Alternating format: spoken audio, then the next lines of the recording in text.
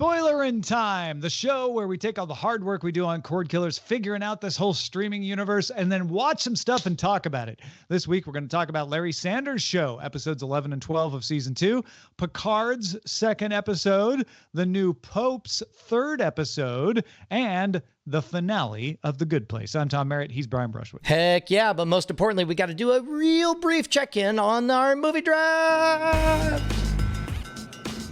I say real brief because guess what, Tom? You're still the winner, and I'm going to stop celebrating that. Instead, I'm going to speculate wildly about what might happen with the 24-way tie for first in the Chat Realm League that we have, and whether or not it is a forever tie. Yeah. So we have 11 days left. We have 24 people tied for first. We've never had that happen at the end of a show, but Strengths is at number 25. He is a mere 5 million behind, and he has Playing with Fire, Frozen 2, and Jumanji: The Next Level. Also, the only person. He's the only person with that combination. With those three. And all the people tied for first have Joker and Frozen 2. So the question is, will Playing with Fire and Jumanji: The Next Level trickle in enough to put Strengths in number 1? Well, I suppose that's an interesting enough question for us to bother to do the Movie Draft Minute going forward. But in the meantime... Movie League Mike says that there's a chance in his Flash update. He says there's a chance. Jumanji's still out there, I think, right? So yeah, it's not making a lot, but he thinks there might be a chance. So that's crazy. All right, folks, let's start by talking about The Good Place. I want to go first because I liked it, and then Brian and Bryce can talk. Hey, I could probably go second.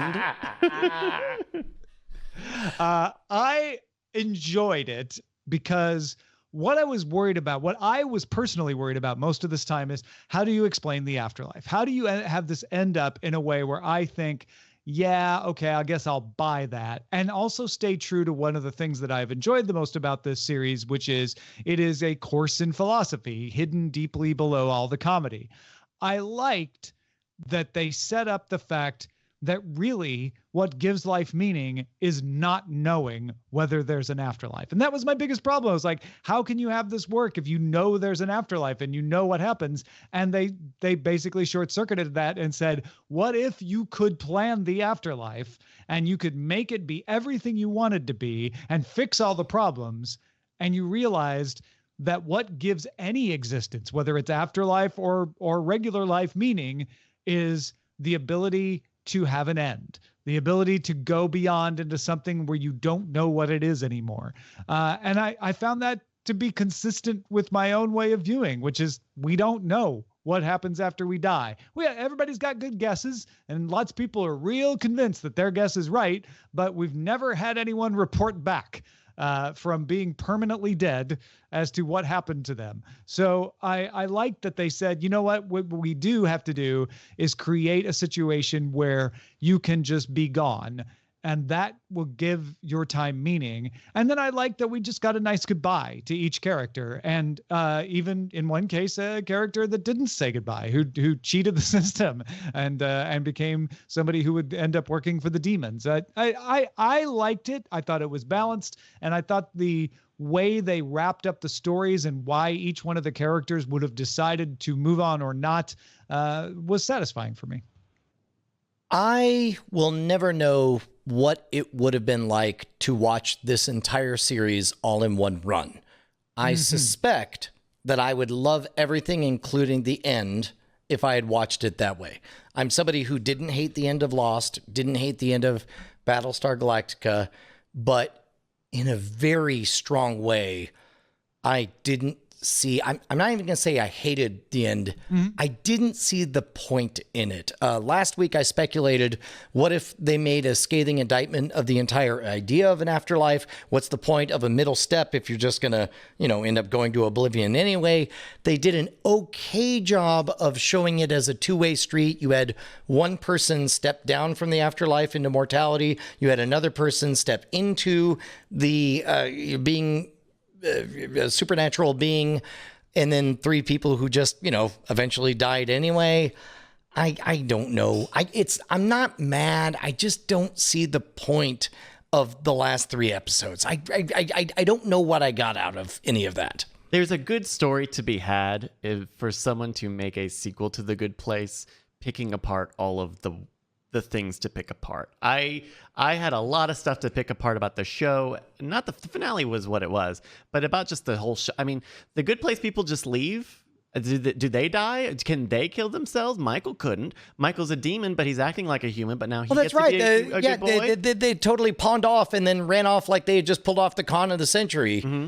Also, Beatmaster 80 points out, like, Michael being mortal with his memories intact was odd. I agree. I expected him to be born as a baby. Yes. I thought that was the whole point. They made it sound like that. The fact that the judge is God and the point for Michael was to be able to experience mortality as if, but he wouldn't be able to experience mortality if he didn't remember at some point. So there's 2 ways to do this. One is the wuxia way, which is the Chinese fantasies where you send the god into a mortal body the entire existence. They don't realize they're in a mortal body. And then when they go back to heaven, all of a sudden they have all their memories of that time and they get to benefit from that experience. But that doesn't really work in our storytelling arc here. So you just have him be aware of his memories. It's not a really like super accurate rules following storyline anyway. So that didn't bother me, but I think that's why they did it, because otherwise it wouldn't be fulfilling the idea of Michael understanding what it was like to be human. You wouldn't get those moments. There is one moment that was truly transcendent and wonderful in both of these episodes. And that was, it's unstated whether or not it's full on him reprising his role as Ron Swanson or not, but it looked an awful lot like Ron Swanson complimenting Tahani on her wood craftsmanship. Well, no, that was great too, because he is doing a show with Amy Poehler where he like crafts chairs. Oh, is he? Is he? He could have been that He could have been that person as well. Oh, what's his name? Why am I blanking on his name? Nathan Fillion.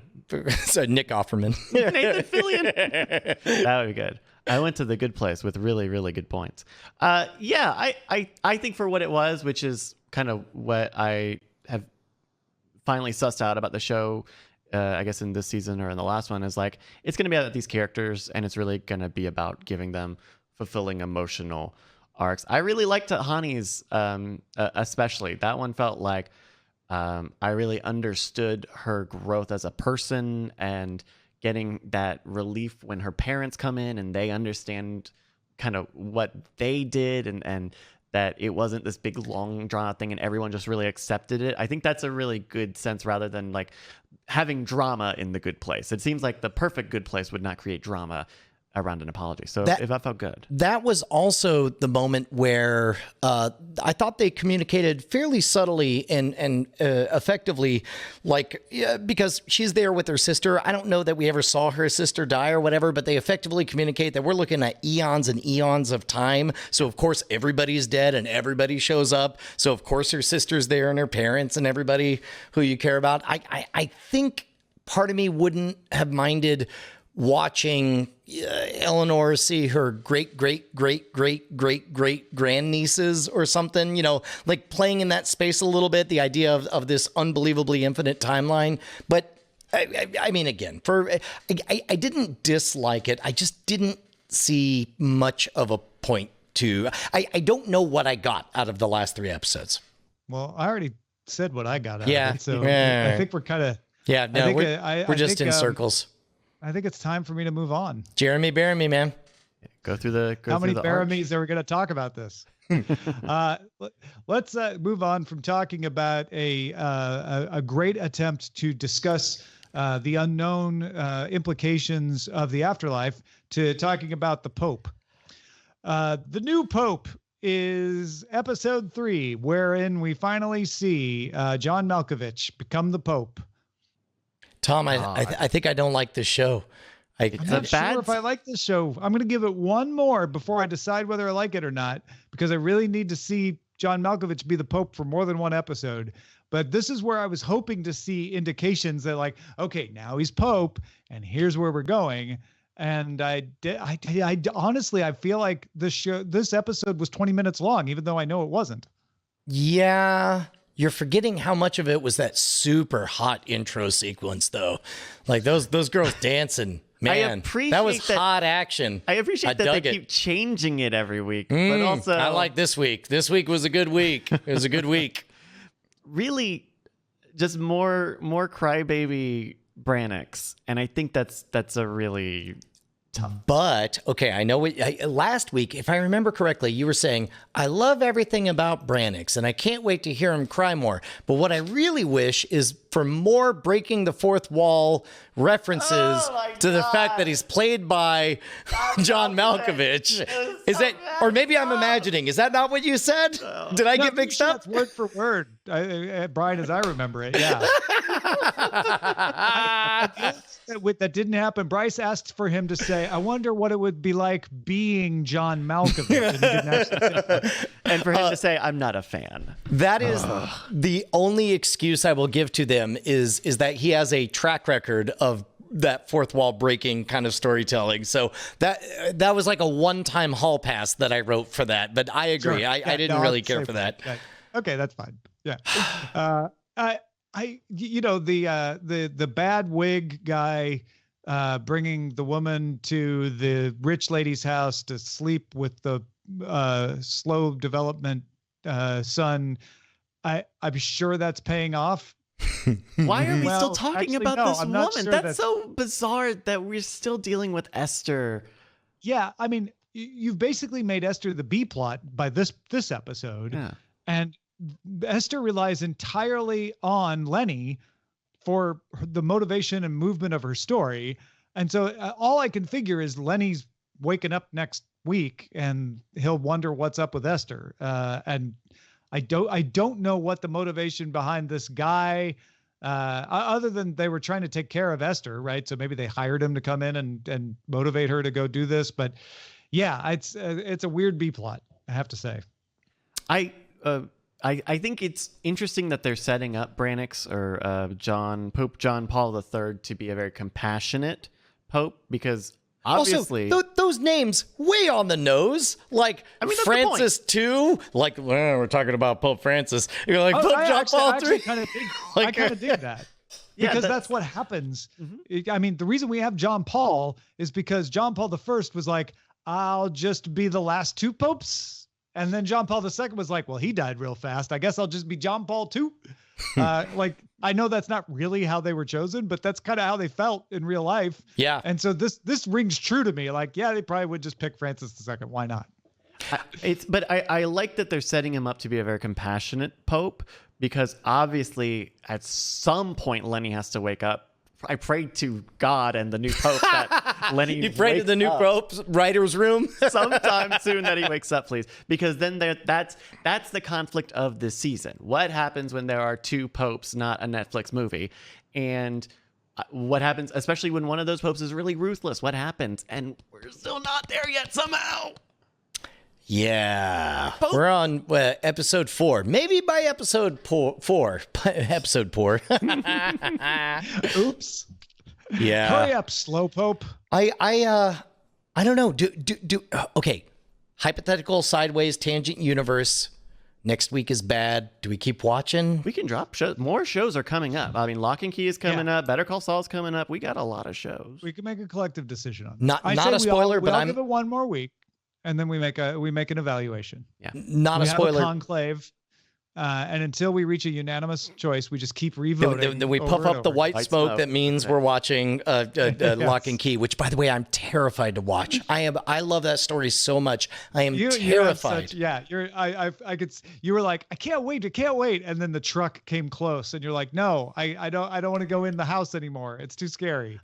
That's exactly right. 100%. I just saw a spoiler, and I won't say who, but there's a special guest in the next episode of the young pope, or the new pope, and Stephen King. It is Joe Hill. It's wacky in a way that Carrot I Top. like the new pope being wacky. So everybody will enjoy that tonight. All right. Let's move on then to Picard, episode 2. We started talking about this in the pre-show, and we tried to stop ourselves because we all agreed that this episode was very slow, and really felt like an episode that was just like linking together the first episode with some action that hopefully will happen in the future.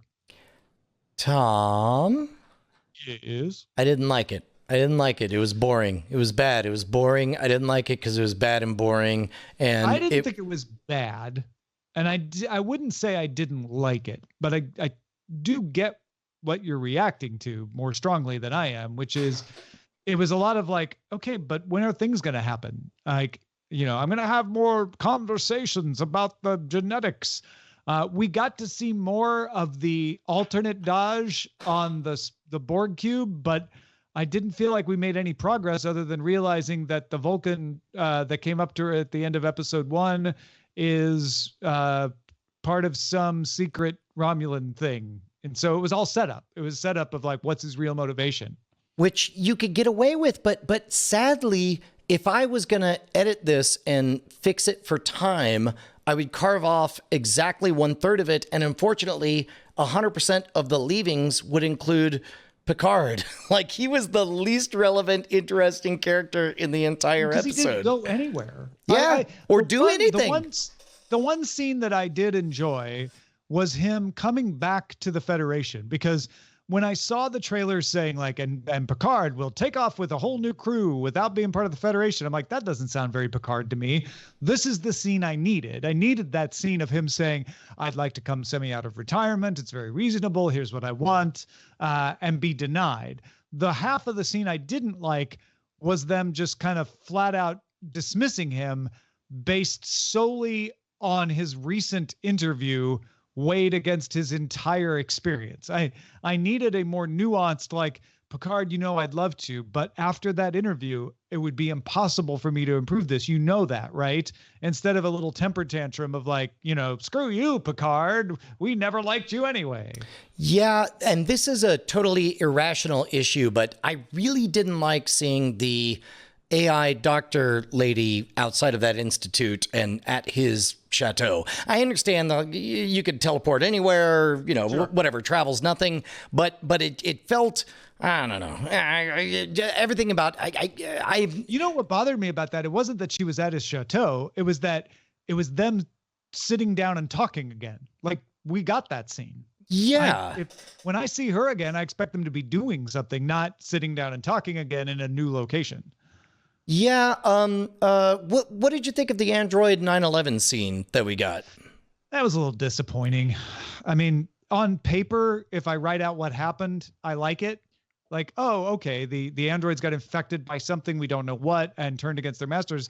We already knew that.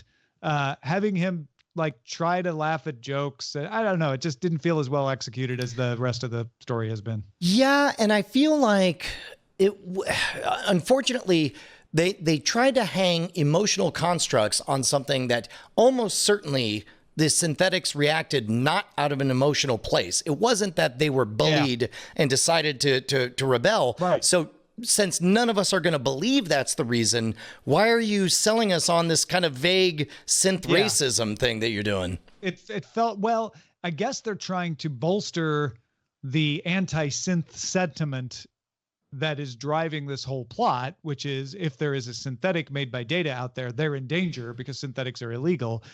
But I don't think you do that in the lead up. In fact, you do the opposite. In my opinion, you show people like enjoying synthetics and thinking like, this is pretty great. And then when they turn, it becomes a bigger betrayal. Like, oh my God, I trusted them and I'll never trust them again.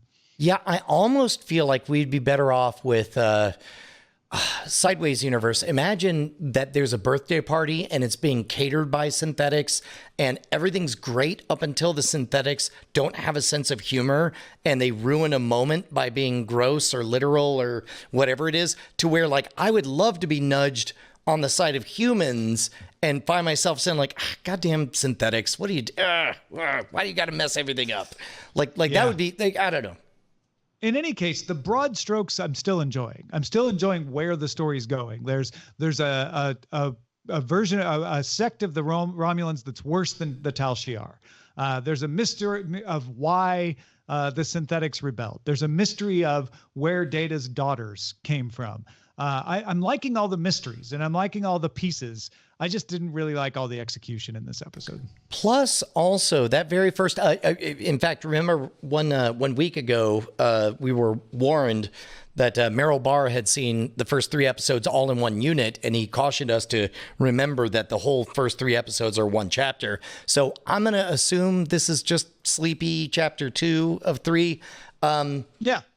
I was really disappointed, Tom, and I'm not going to die on this hill or nothing, but for as good as the first episode was, I was really surprised that the second episode was so weak.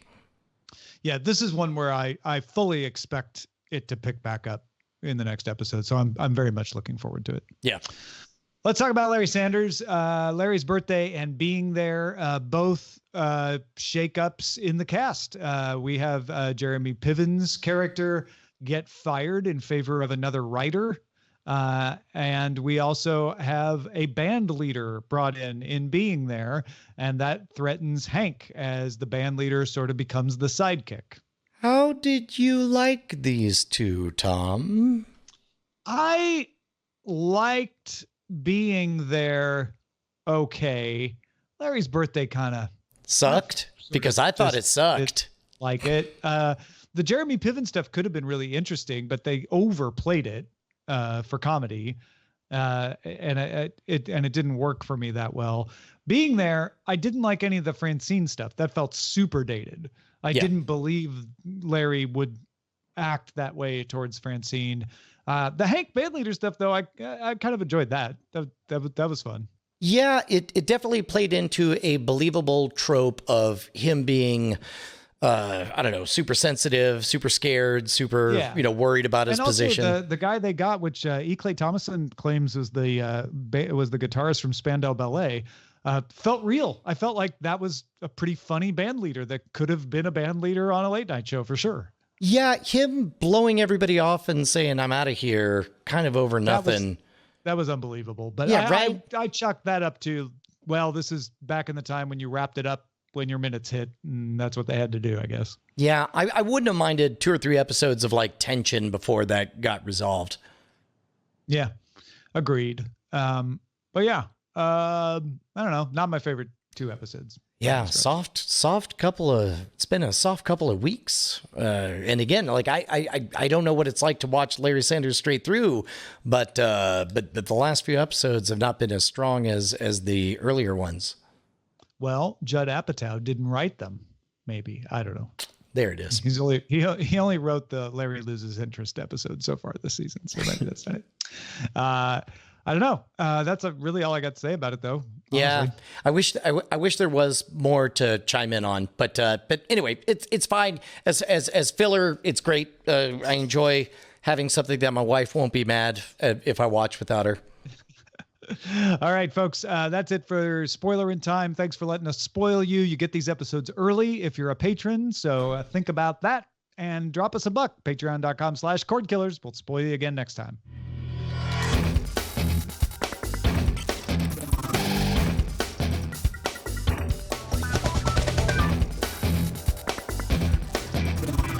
Diamond Club hopes you have enjoyed this program.